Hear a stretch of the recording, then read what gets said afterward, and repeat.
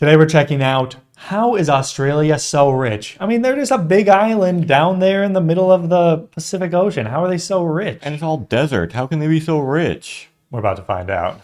Let's do it. Here we go. 2%. That is the total population of the planet that lives in Australia. At around Very small. 26 million inhabitants, it is the 53rd that's still a most good chunk of populated people, country in the world. Like, it's, I mean, for its size, super small. It's like comparable to Malaysia?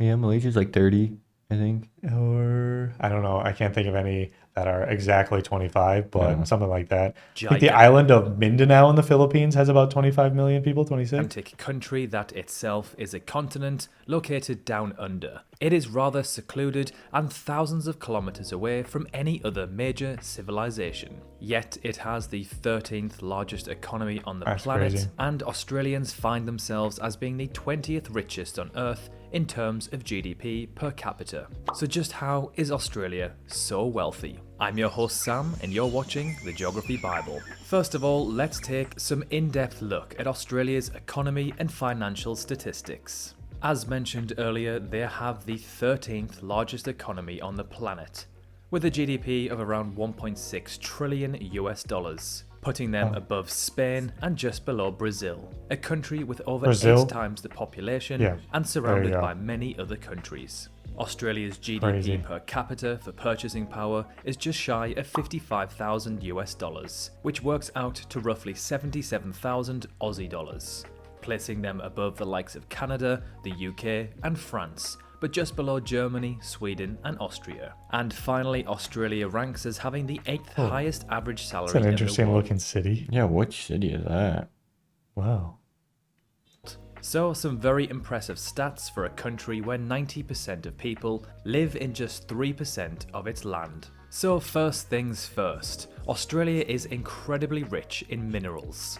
There is such an abundance of minerals that it not only meets its internal needs, but it also covers the needs of many other I don't know if countries. this is And it actually not only Australia, meets because there's its Hebrew internal over there needs, on the but it side. also But covers the needs of many other countries around the world, meaning it can export these precious commodities in exchange for dollars. In 2020, Australia was the largest producer of lithium.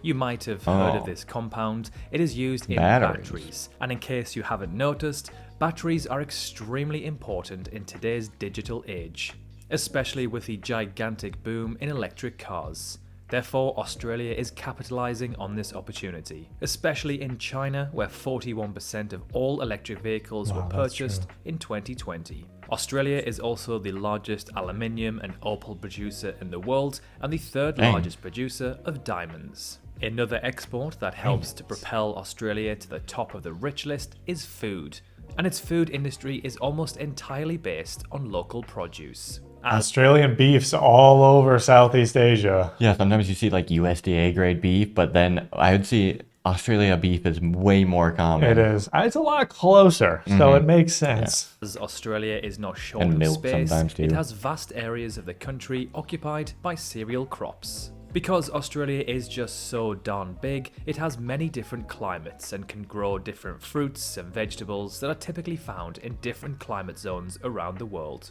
In the north, you have rainforest conditions, in the centre you have desert, and then far down into Tasmania, you have temperate climates which are more like that of the UK's. Also, Australia is crazy. one of the countries with the largest herds of livestock around the world. The number of Really? sheep in the country is the second largest in the world, only behind China. And for beef Wow. exports, only Brazil beats the Aussies. Australia's total export value is just shy of 500 billion US dollars, with China, Japan, and South Korea, 3 other major economies, being their biggest trading partners. Makes a lot of Australia sense. ranks as being the 8th highest country on the Human Development Index. The 8? index Wow. considers I'm so surprised Hong Kong is so high. That's pretty crazy. But wow, and look at all the countries in this list. They're all the you'd want to live here type of countries. Good bunch of countries. Yeah, the health, education, and income. and I don't know if you noticed, but most of them have a lower, GDP per person thing, but they all rank higher for livability and development. Somehow people live longer in these countries too, even though they might have a little less money. Wow, so you're saying that the statement that since America is rich, it's best. It doesn't apply. Wow. in a given country to provide a measure of human development, which is comparable between countries and over time. Scoring high in this index Mean years of schooling 12, 12, 13, 12, 12, 14 for Germany. Wow. usually means that the country is in a great place in terms of finance, society, education, and quality of life. It doesn't mean that it's perfect, but when a country excels in all of these sectors, it usually translates to a strong and healthy economy. A country with poor education, working standards, civil war, and unrest will be very unlikely to have education, working standards, civil. Indonesia. That's my guess. Jakarta. Yeah, that building right there. We know that building, right? Is that in pick 1? Is this outside of pick? PIK? Might be. But just based off that roof, it has to be Indonesia. War and unrest will be very unlikely to have a booming economy with wealthy citizens. For example, the DR Congo is one of the most naturally rich countries on Earth, has a population of around 90 million and a super young populace of around 17 years on average. Yet, it is one of the most corrupt and poor nations on Earth, with an economy of just 50 billion US dollars. Australia's relative peace has also helped maintain its strong economy and position.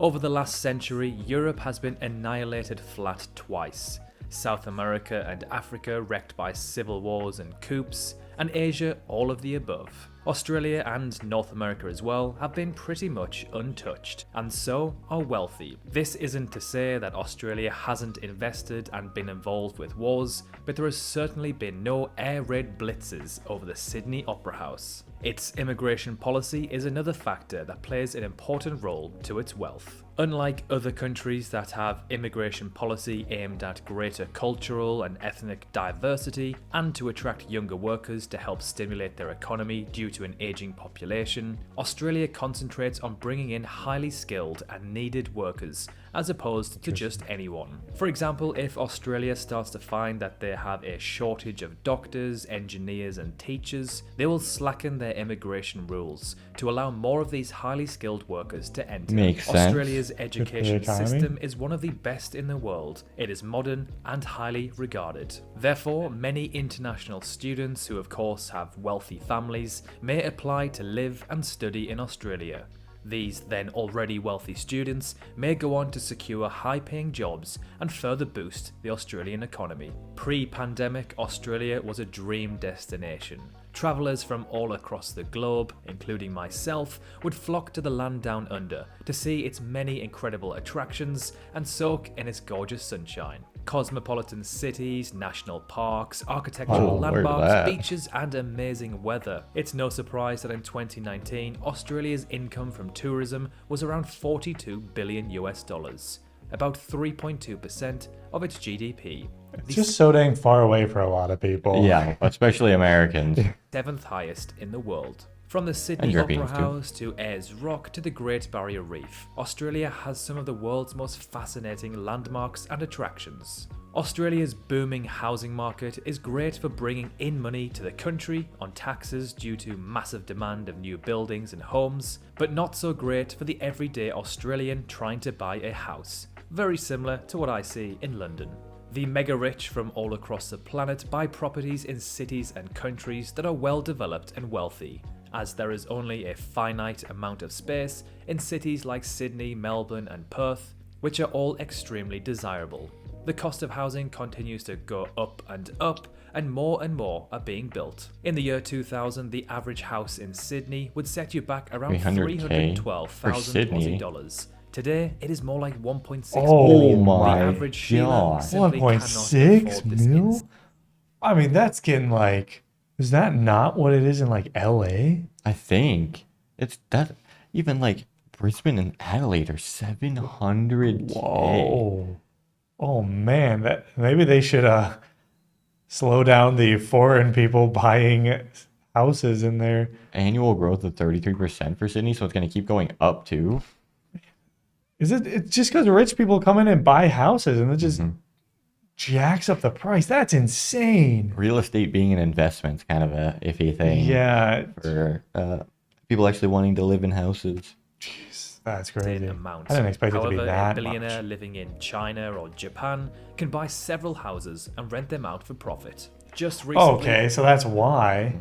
It's like the US. The US, they let just anybody, they let companies, they let super rich people just buy tons of houses, and it prices out normal people. It prices out families from that want to live in a house. Greedy landlords. Dang, that's unfortunate. Australia ranked as the second most agile country in the world, only behind the US. For a country to be agile, it must adapt and respond to whatever obstacles it faces. To do this, a country needs to be efficient in its actions, adopt and accept modern solutions, and progress How is the U.S. agile then? I don't know. Because they implement crazy policies randomly. Yeah, I guess. to meet changing circumstances. And last but not least, it is important to say a few words about the successful Anglo-Saxon economic model. This is a kind of capitalism that is characterized by some important specifics, especially when it comes to taxes. The Anglo-Saxon model usually means less government interference and less regulations. The private sector dominates and the private property enjoys a central role. Although absolutely not perfect, this model has proven to be extremely successful in countries from around the world such as New Zealand, the UK, the Republic of Ireland, the United States, Canada, and many more. So overall, Australia Interesting that most of those countries that he mentioned in that model, like he said in the beginning, didn't get leveled during World War II. And also have insanely high property costs for Yeah. all of them, I think, too. And at least in the US, probably less so in Australia, the income and wealth inequality is so crazy in the US. It's getting worse and worse. extremely successful in countries from around the world such as New Zealand, the UK, the Republic of Ireland, the United States, Canada, and many more. So overall, Australia is a well-developed country that has one of the strongest immigration policies in the world, is a tourist hotspot outside of pandemics, has a booming export and skilled workforce with a vast amount of natural resources, which allows it to be one of the richest countries in the world with a very high quality of life. Thank you so much for watching this video. If you learned something new, All right, well, Australia. We get to learn why it's rich. And, being rich is good, but also not the most important thing in the world. Yeah, if you have a high quality of life like Australia does, I'd say that's more important to that country's success than just its wealth. Australia may not be as rich as the U.S., but they're rich in living quality. Yes, they have. It seems like you guys got a lot better of a healthcare system, a lot better of a like labor rights and workers' rights. You get vacation days, Good stuff like safety that. nets and such. Yeah, and that's something that America doesn't have. So it's very interesting that, like when he did this, that he just kind of throws America in there, even though America doesn't have any of the things that these other countries have when it Yeah. comes to social safety nets and programs like that. So it's good for Australia to be able to pull off kind of, getting a lot of the money in some ways like the U.S. does, but in a more ethical way. Yeah, not just all the money going whoop right up. But thanks for watching, everybody. Hopefully you enjoyed. We'll see you in the next one. Bye.